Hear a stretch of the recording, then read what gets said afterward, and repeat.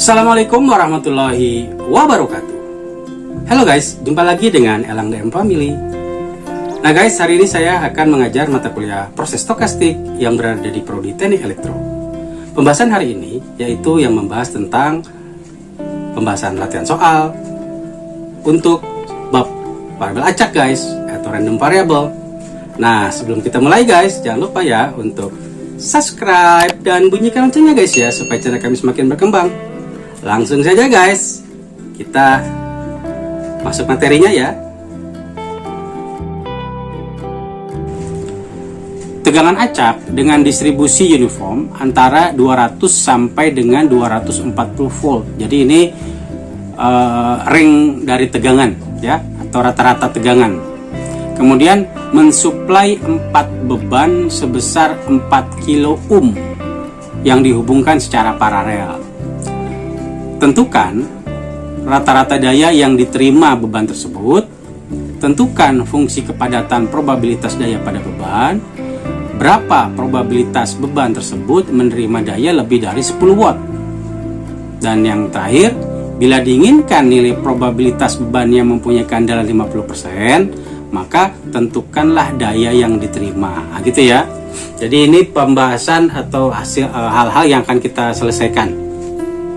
Nah, bagaimana cara menyelesaikannya? Maka yang harus kita lakukan adalah kita sudah tahu bahwa untuk poin pertama ya, untuk poin pertama rata-rata daya. Kalau daya itu kita simbolkan dengan P, maka rata-rata daya itu kita sebut sebagai EP atau ekspektasi P atau P bar ya.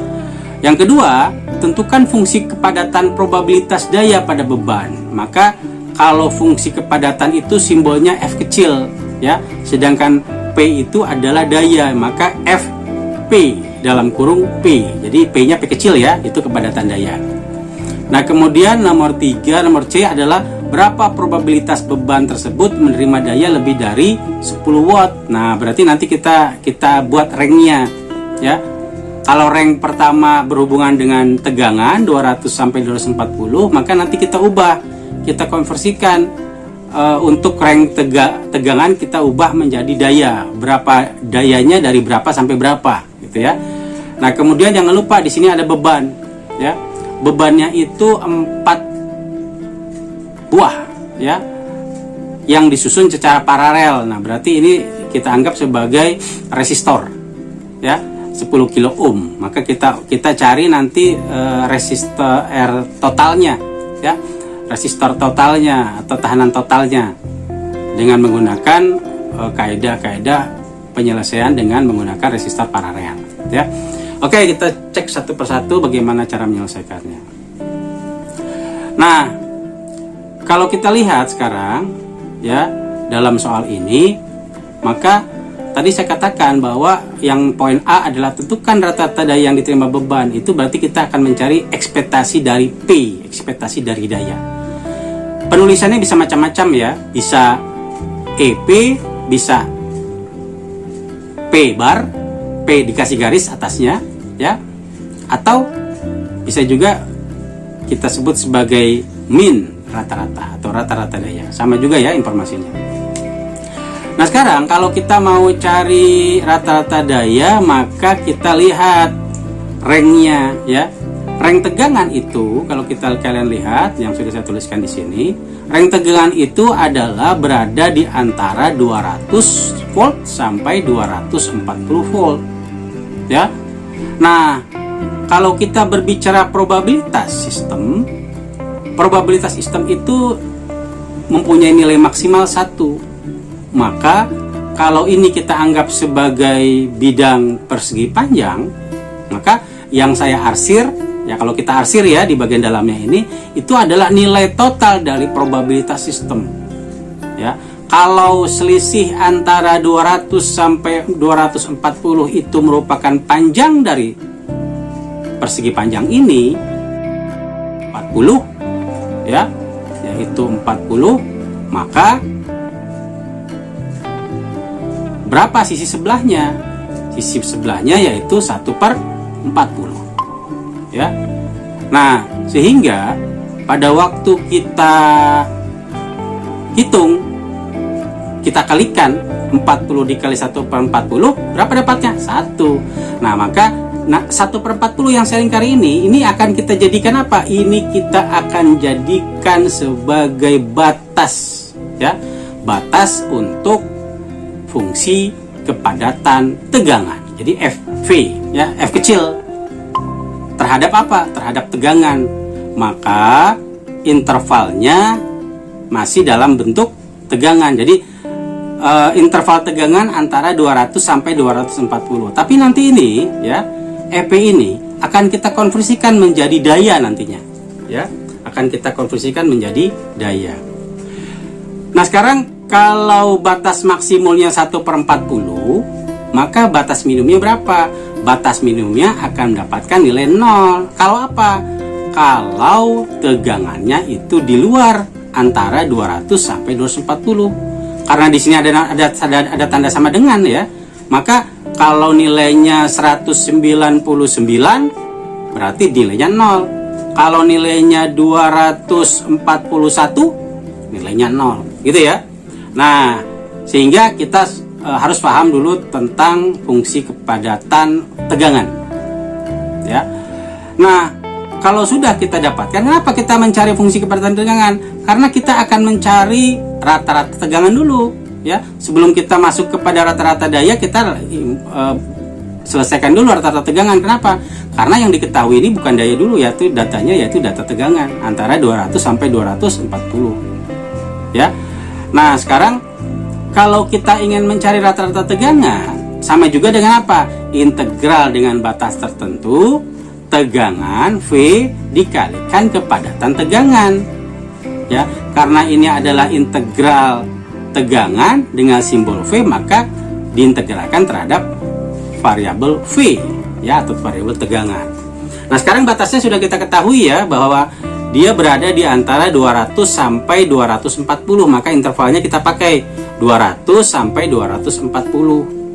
Nah, karena kita pakai nilai maksimum, maka kepadatan tegangan F kecilnya, F kecil, ya, tegangan itu 1/40, maka kita dapatkan V dikali 1/40 dV. 1/40 itu konstanta, kan? Kita keluarkan sehingga kita dapatkan 1/40 integral V dV. Nah, ini lihat, ya, tutorial sederhana yang saya informasikan di sampingnya itu memberikan gambaran pada kita bahwa integral kita pakai, ya. Di pembahasan ini integral kita pakai atau kita gunakan. Misal nih, saya punya integral x dx, berarti variabelnya variabel x, ya.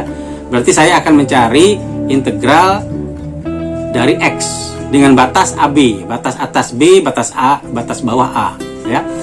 X diintegralkan menjadi x kuadrat kali setengah atau x kuadrat per 2, ya.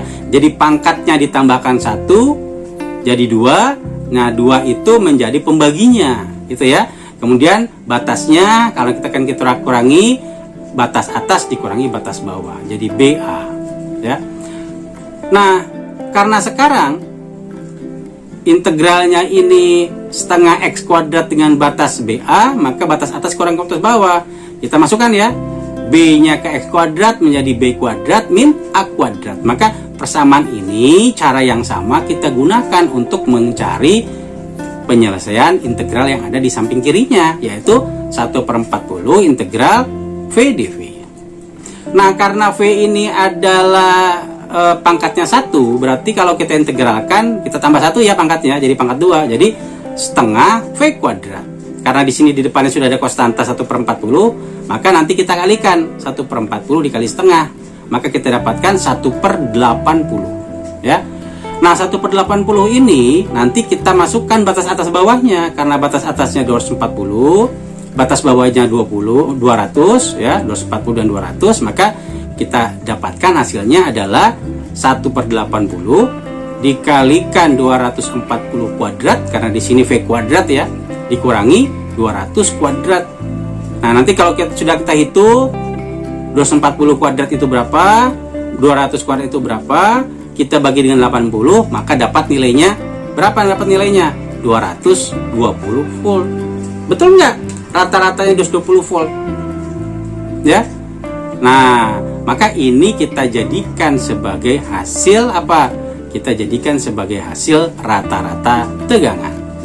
Nah, sebetulnya kalau secara kasat mata pun ya, soal ini tanpa kita pakai rumus, kita juga bisa dapat berapa nih? Antara 200 sampai 240. Kalau saya jumlahkan, saya bagi 2. Berapa nilainya? 2 sama ya, 220 juga.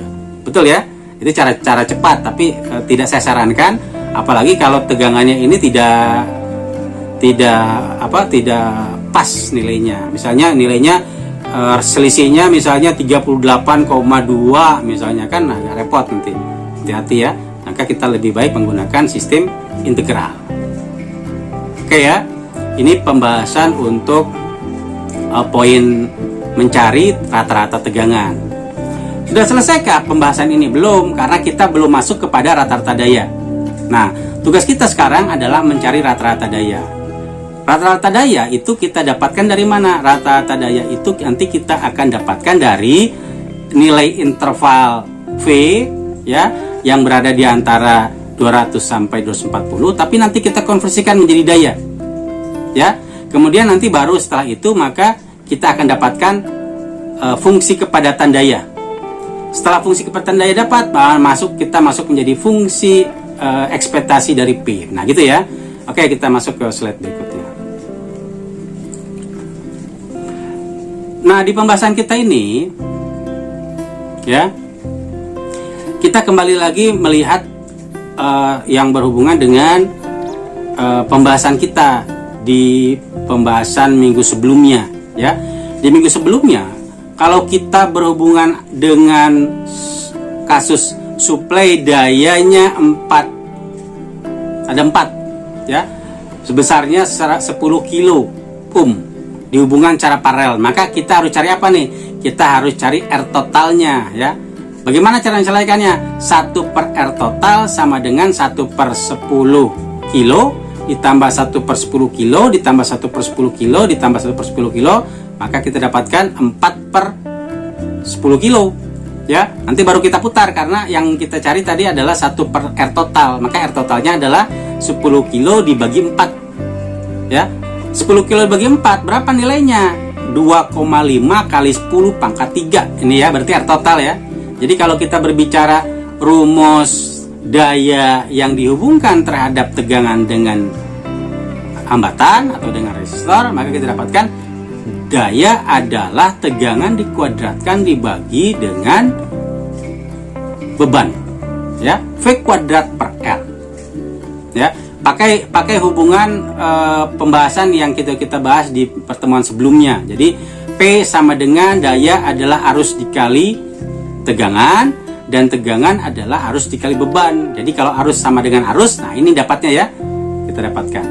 Nah, karena V kuadrat per R dan R-nya R total sudah kita ketahui nilainya 2,5 kali 10 pangkat 3, maka V kuadrat itu per 2,5 kali 10 pangkat 3. Nah, kalau pangkat 3-nya ini saya naikkan ke atas, maka dia menjadi pangkat minus ya. Awalnya kan pangkatnya plus, 10 pangkat 3 menjadi 10 pangkat min 3. Oke.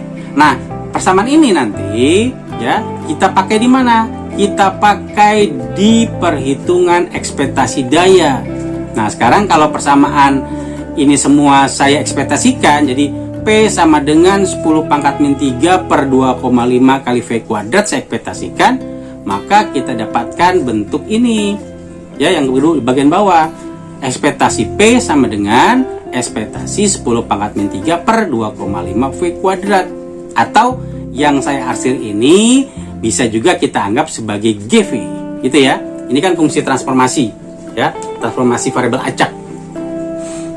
Nah, sekarang satuan konstantanya saya keluarkan karena ekspektasinya sekarang berhubungan dengan EP sama dengan 10 pangkat min 3 per 2,5 ekspektasi V kuadrat. Oke ya, ekspektasi V kuadrat. Nah, sekarang kalau kita sudah punya persamaan ini, maka bagaimana caranya kita masukkan dia ke dalam mana? Kita masukin persamaan ini ya, yang diarsir ini ke bentuk integral yang ada hubungannya dengan fungsi kepadatan tegangan ya. Nah, artinya saya integralkan untuk mencari rata-rata daya adalah integral dari 200 sampai 240 batasnya, kemudian dikalikan bagian dalam dari variabel ini. Variabel GV-nya adalah 10 pangkat min 3 ya, 10 pangkat min 3 per 2,5 V kuadrat kita masukkan, baru kita kalikan dengan fungsi kepadatan tegangannya. Nah, fungsi kepadatan tegangannya ini karena dia variabelnya masih variabel tegangan V, maka kita integralnya pun masih dalam integral terhadap V. Gitu ya. Nah, sekarang kalau sudah ya, maka kita masukkan hasilnya ya. Kita masukkan hasilnya. Berapa tadi kepadatan tegangan? 1/40 gitu ya. Kita masukkan semuanya, kita kalikan. Jadi 10 pangkat min 3 per 2,5 kali 40. Nah, ini berarti kita dapatkan hasilnya adalah 10 pangkat min 5. Naikkan kata semua ya oleh kita ya. Karena sehingga persamaannya jauh lebih mudah. Nah, karena ini integral terhadap V kuadrat, pangkatnya pangkat 2, maka kalau saya integralkan saya dapatkan V pangkat 3 per 3 ya. Konstanta 10 pangkat min 5 nya saya keluarkan dengan batas dari 240 sampai 200. Nah, maka kalau kita masukkan nilainya ya, kita masukkan nilainya, nilai batas atas batas bawah, berarti batas atas dikurangi batas bawah, maka kita dapatkan 1/3 kali 10 pangkat min 5 dikalikan 240 pangkat 3 minus 200 pangkat 3 gitu ya. Jadi ini cara pembahasan integral batas ya. Nah, kalau kita hitung maka kita dapatkan nilainya. Berapa nilainya nih? 19,41 watt. Nah, berarti rata-rata dayanya adalah 19,41 watt ya untuk pembahasan A. Jadi pembahasan A selesai di poin 19,41 watt. Nah, sekarang kita lihat lagi poin B-nya ya. Tentukan fungsi kepadatan probabilitas daya pada beban tersebut. Nah, ini ya. Nah, sekarang berarti poin B nanti kita cari nih fungsi kepadatan daya. Berarti simbolnya apa? F kecil dengan variabel P. Karena P itu adalah daya. Jadi FP ya. Kalau yang ini FV, kalau yang ini FP ya. Yang A itu kan tegangan, kalau yang bawah itu daya, yang B-nya daya. Oke ya. Kita lanjut pembahasan yang bagian B. Untuk membahas itu, maka apa yang kita lakukan? Yang harus kita lakukan adalah kita mencari ya hubungan antara tegangan dan daya. Kalau awalnya intervalnya adalah 200 sampai 240 untuk tegangan, maka persamaan ini akan kita ganti ya. Akan kita ganti nih menjadi ini. Nah, nilai ini dari mana dapatnya? 50 P pangkat setengah atau P 50 akar P. Itu kita dapatkan dari pembahasan kita sebelumnya yang di soal nomor A, bahwa daya sama dengan 10 pangkat min 3 V kuadrat per 2,5. Ini ya, yang warna merah ini ya. Nah, kalau saya balik arah, jadi kiri ke kanan, bagian kiri ke kanan, kanan ke kiri, diputar ya. Maka V kuadrat sama dengan P dikali 2,5, jadi kali silang ya, dibagi 10 pangkat min 3. Berarti berapa dapatnya? V kuadrat adalah P dikali 2,5 kali 10 pangkat 3. Nah, 10 pangkat min 3 naik ke atas ya, jadi positif. Nah, berarti sekarang kita dapatkan kalau akarnya kuadratnya saya jadikan akar, maka V sama dengan akar P kali 2,5 kali 10 pangkat 3. Maka kita dapatkan akar 2,5 kali 10 pangkat min 3 itu berapa? 50 ya, 50 dikali akar P. Akar P itu menjadi P pangkat setengah. Nah, sehingga kita akhirnya kita dapatkan bahwa tegangan itu sama juga dengan 50 dikali P pangkat setengah. Nah, ini kita masukkan dia ke dalam persamaan berikutnya ya. Jadi yang kalau kita lihat di sini 50 kali P pangkat setengah. Tetapi karena interval ini adalah tegangan, maka kita harus konversikan nilai masing-masing, kita ubah menjadi tegangan, gitu ya.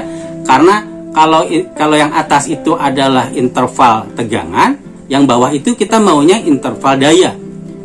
Ya, maka kita pakai cara pemisahan satu-satu ya penjelasannya. Kalian lihat yang warna lingkaran merah dulu ya, yaitu 200 lebih kecil sama dengan 50 kali P pangkat setengah. Ini ya, yang ada di sisi sebelah kanan. Kalau 50 P pangkat setengah sama dengan 200, maka P pangkat setengah sama dengan 200 per 50 atau sama dengan 4. Berarti P itu sama dengan 4 dikuadratkan atau sama dengan 16. 16 apa? 16 watt. Maka 16 watt ini menjadi batas minimum. Ya, menjadi batas minimum. Nah, sekarang yang kedua, kalau yang warna biru ya, kita lihat. Kalau P pangkat setengah dikali 50 sama dengan 240. Nah, kita lihat yang bagian bawah ya, sebelah kanan ya. Maka kalau 50-nya saya pindahkan ke ruas kanan jadi pengali. Jadi pembagi ya. Jadi 240 dibagi 50. Nolnya saya coret, sisanya adalah 24 bagi 5. 24 bagi 5 dapatnya 4,8. Karena ini adalah P dalam akar ya, atau P pangkat setengah. Kalau saya pindahkan ke ruas kanan dia jadi pangkat kuadrat. Ya, jadi kuadrat. Jadi kita dapatkan dayanya sama dengan 4,8 kuadrat atau 23,04 watt. Nah, ini batas apa nih? Ini batas atasnya ya. Batas bawahnya 16. Nah, sekarang intervalnya jadi berubah ya, tidak lagi dalam satuan volt, tapi intervalnya sekarang dalam satuan daya ya. Jadi daya yang diizinkan setelah kita konversikan berada di antara 16 sampai 23,03 watt ya. Jadi kalau kita pakai ini ya, kalau kita pakai apa? Kalau kita pakai garis bantu ya, pakai arsiran ya. Ini adalah posisi batas daya dari 16 sampai 23,03. Lihat yang arsiran warna merah ya. Maka pertanyaan selanjutnya, apa pertanyaan selanjutnya? Ya, berapa probabilitas beban tersebut menerima daya lebih dari 50 watt? Nah, kemudian bila diinginkan nilai probabilitas beban mempunyai keandalan 50%, maka tentukan daya yang terima. Nah, ini tapi kalau kita pakai cara cepat ya. Kalau kita pakai cara cepat, kalau dia awalnya berada di antara 16 sampai 23,04 ya, maka 50% itu ada di tengah-tengah. Gitu ya. Maka 50% itu ada di tengah-tengah. Nah, kalau kita pakai sistem sederhana, kita jumlahkan saja dia nih, ya. 16 ditambah 23,04 kita bagi 2. Itu ya, itu cara sederhana. Maka kita dapatkan nilainya 19,53 watt. Nah, ini berarti apa nih? Ini berarti adalah daya bila daya pada kondisi dia 50%. Ya. Karena pada prinsipnya yang diarsir ini nilai probabilitasnya 1, walaupun dia menyatakan apakah tegangan kah, apakah daya kah ya. Tapi kalau ini dia merupakan keandalan sistem tersebut. Ya, keandalan sistem tersebut. Oke ya, paham ya. Nah, sekarang pertanyaan selanjutnya. Ya, berapa probabilitas beban tersebut menerima daya lebih dari 10 watt? Nah, ini kita lihat nih sekarang 10 watt. 10 watt itu ada di posisi mana? Dalam pembahasan kita. Ya. Nilai yang diizinkan dayanya itu berada di antara 16 sampai 23,04 watt. Sedangkan tadi pertanyaannya, berapa daya yang diinginkan, ya, diizinkan, berapa probabilitas beban tersebut menerima daya lebih dari 50 watt. Nah, bisa nggak kita hitung? Ternyata dia ada di mana? Dia ada di sini nih. Ya, dia ada di luar. Nah, tapi karena dia lebih, ya, lebih dari 10 watt. Nah, kondisi awalnya dia 0. Tetapi kalau dia berada di dalam kisaran 16 watt sampai 23 watt, berarti nilai probabilitasnya sama dengan berapa?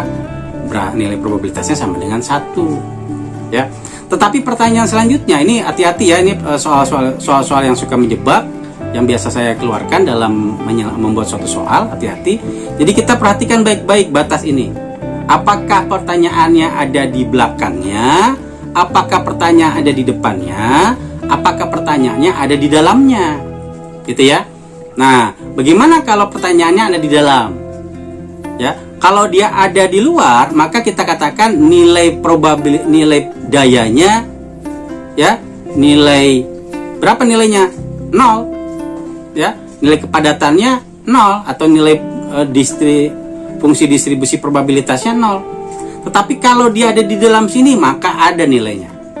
Ya, nilainya itu akan meningkat, berubah berdasarkan perjalanannya. Jadi kalau kita bilang 50%, kalau kita anggap dia menjadi nilai tengah dengan sebuah variabel X yang lain, maka kita nanti tinggal menghitung, ya, X dikurangi 16. Tapi kalau kita mau ngambil dari yang paling atas, kita ambil batas atasnya 23,04, batas bawahnya X, ya.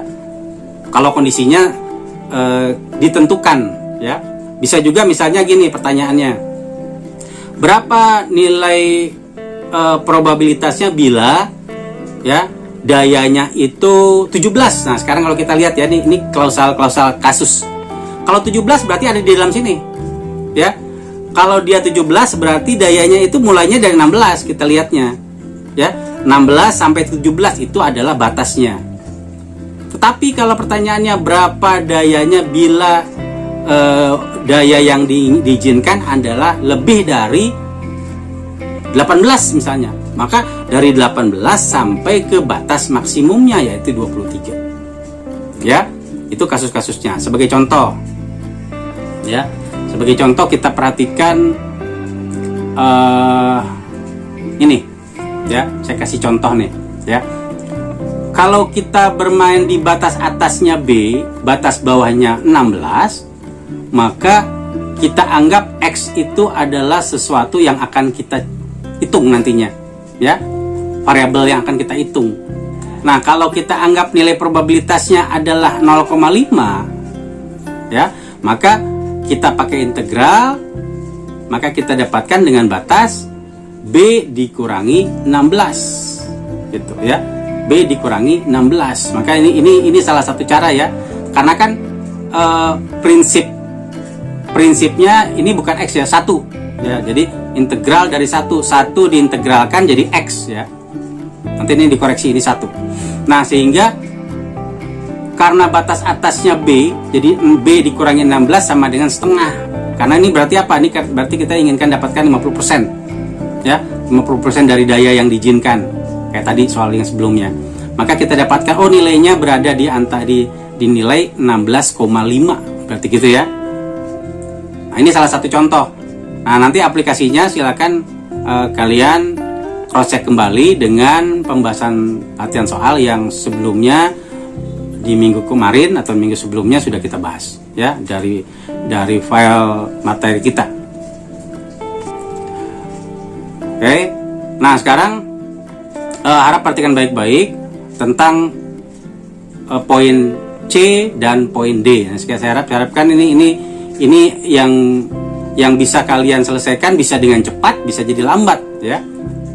Nah, karena itu untuk menjelaskannya kembali, saya akan menjelaskan dengan pembahasan sebelumnya ya, supaya lebih jelas. Ini ya, ini pembahasan kita yang sudah kita bahas di minggu sebelumnya. Jadi perhatikan baik-baik kasus-kasus ya, kasus-kasus kita, karena mata kuliah proses stokastik ini semuanya ini saya buat contohnya ini dengan menggunakan kasus-kasus listrik ya, kasus-kasus listrik.